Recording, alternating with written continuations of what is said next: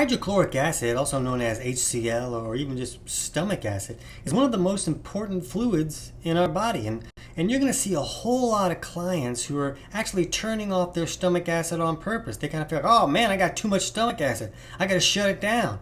But even if a person isn't shutting off their stomach acid on purpose, there's a lot of reasons that a person may not be making adequate stomach acid. And most of those people who feel like they have too much stomach acid, actually, they're not making enough stomach acid. In any case, a lack of stomach acid can create a world of problems. And when you can help a client improve this one issue, the number of health problems that you can improve is unbelievable. You don't want to miss this.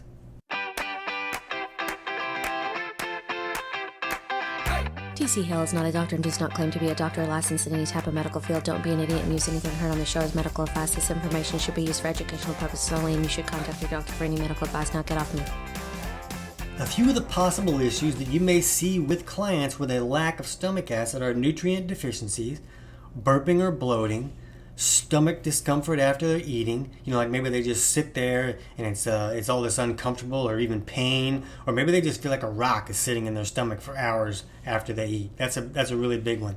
Another one is acid reflux. Yes, acid reflux is caused by not enough stomach acid. It's not caused by too much stomach acid like the advertisers tell us. We'll get more into this in a second. Another one is chronic constipation.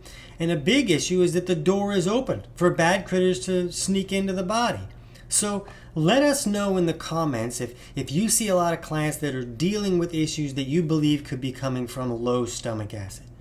So stomach acid is crucial for digestion and our health in general for a number of reasons. When we eat food, our stomachs make hydrochloric acid, and this is how we start to break our food down, especially protein. Clients are going to have a really hard time breaking down proteins if they don't have enough stomach acid. And if they can't break down proteins, they'll feel lousy when they eat them, and they'll start gravitating more towards carbs and junk and all this stuff that's going to create weight gain. So we want to be able to break our food down. That's why we eat it. Our body can't do anything with a peanut butter sandwich. It needs to be able to break that down into vitamins and minerals and amino acids and fats. And as humans, we don't eat food because it's delicious. I know that's what a lot of people think, but we eat food to give our body the nutrients that we need. So if food wasn't giving our body the nutrients it needs, we probably wouldn't even eat. Think of how many clients wouldn't even eat it. Think of all the money that they would save. They'd probably want a helicopter pad in their apartment instead. So we need to eat food to get the nutrients out of the food, and it's important that our clients understand that. Now, once the food is properly acidified in the stomach, it'll leave the stomach and go into the duodenum, and that's when the gallbladder drops alkaline bile down onto this acid product. And it's these two opposite pHs meeting together that creates like this explosion. It's a sizzle. And this sizzle is what really helps us bust that food apart and pull all the nutrients out of that food. If our food is not initially acidified in the stomach because a person is not making enough stomach acid, then when the bile drops down onto it, it won't get that sizzle. You really need the sizzle to be able to get the nutrients out of the food and get what the body is looking for.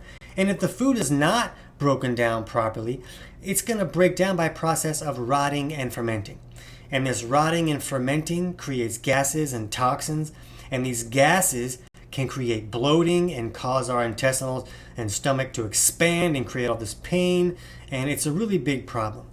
Beyond that, a stool that is not acidified enough because the person was not making enough stomach acid will move through the intestinal pathway at a much slower pace, and that can lead to constipation and an inability to remove waste. Well, guess what? You really want the clients removing waste. If they're not pooping it up real great, then that waste is accumulating. All those toxins are getting reassimilated. The body's trying to figure out, what do I do with all this mess? Hey, why don't I store some extra in fat cells? And then their fat cells expand, and now their pants don't fit, and they're asking you why they're so fat.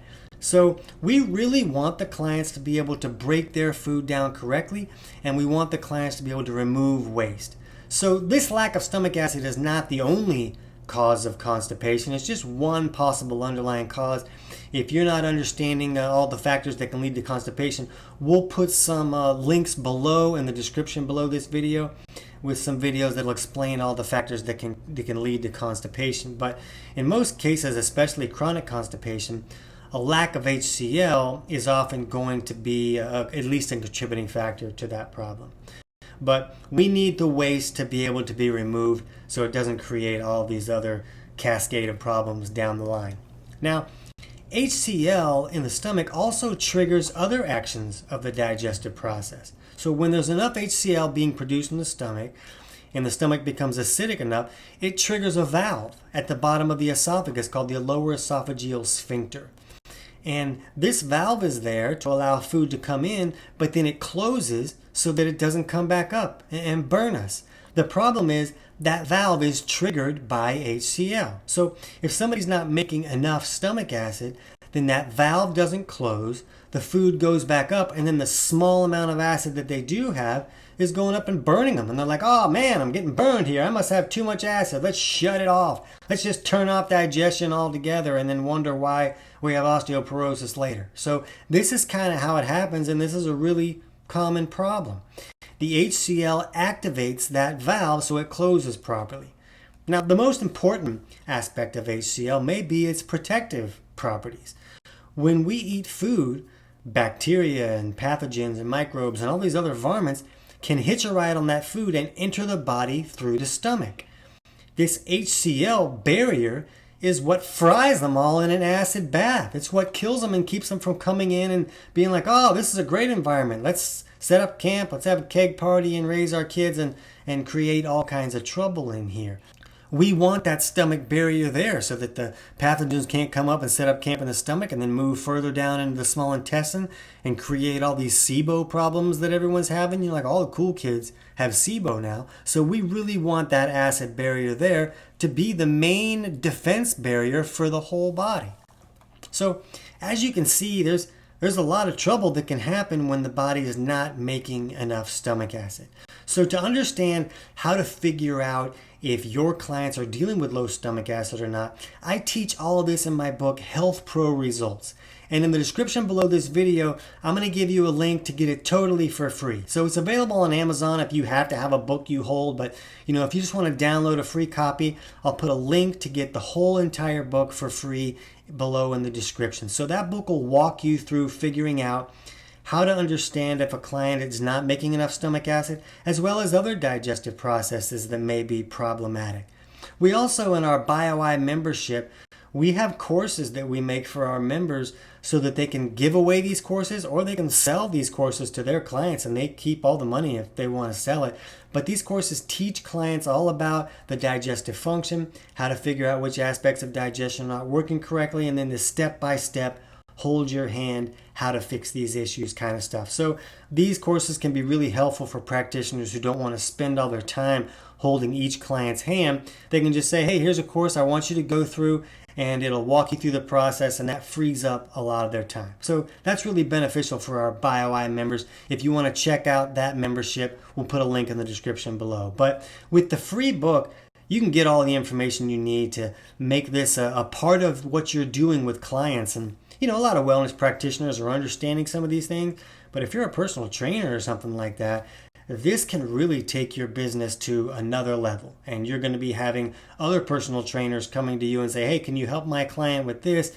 Because you have the ability to help clients with so much more than just, fitness stuff. So this can be a great way to take your business to another level. For now, check out our playlist on optimizing digestion to get other insights on how you can figure out what other aspects of digestion may not be going well for your clients. I can't wait to hear about your results.